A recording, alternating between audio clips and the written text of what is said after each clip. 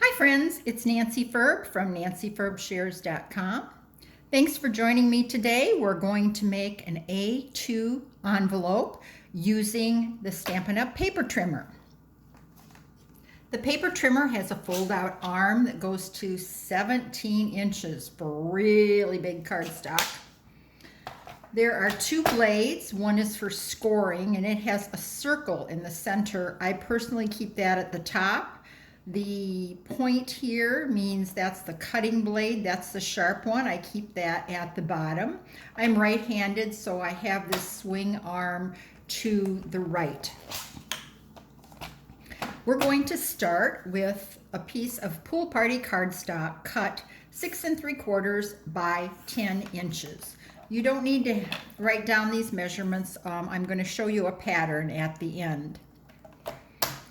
We're going to start by scoring at 1/2 inch from both long sides. You want to make sure your paper is pressed up in the ditch so you get a nice perpendicular score. Go over it twice if you are using cardstock. Rotate 90 degrees and score again at 3 inches. Scoring breaks the fibers and allows your paper to fold easier and flatter. 7 1/2. Now a bit of trimming. You can use the paper trimmer to do this trimming, or you can use snips. I'm going to show you both ways.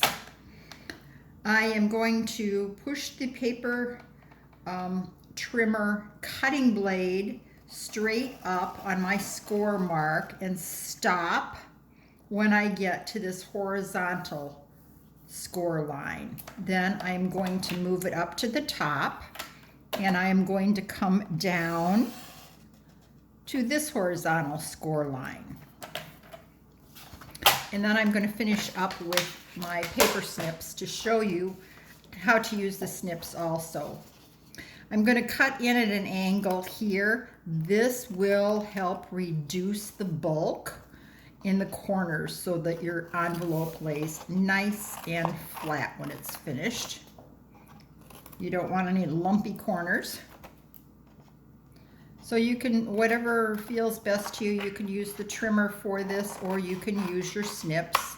And I like to go just inside of the score mark. This is taking shape. The biggest question I get asked is, when I have scored paper, which way do I fold it?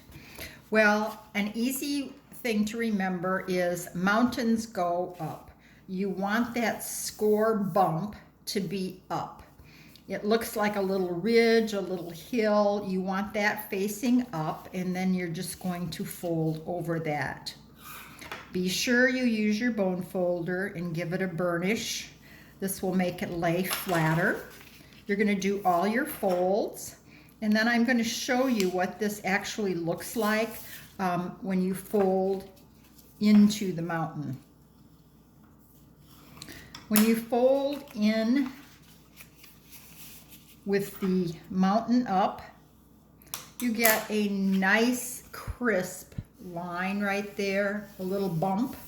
If you would fold it back the other way, it would be wrinkly. So this is the professional way to fold your cardstock. Now we're ready to put on the adhesive. The shortest flap will be at the top and that will stay open until you put your card in. I'm using Tombow liquid glue, and this is also nicknamed green glue. I'm putting my fingers right here and I'm going to put the adhesive below my fingers. You don't want to get too much adhesive. You don't want to go beyond here because you'll have a sticky mess. This Tombow sticks very nice even in humid climates. It's my favorite. Now I would like to round the corners here to make it look really nice. I'm using the Detailed Trio punch.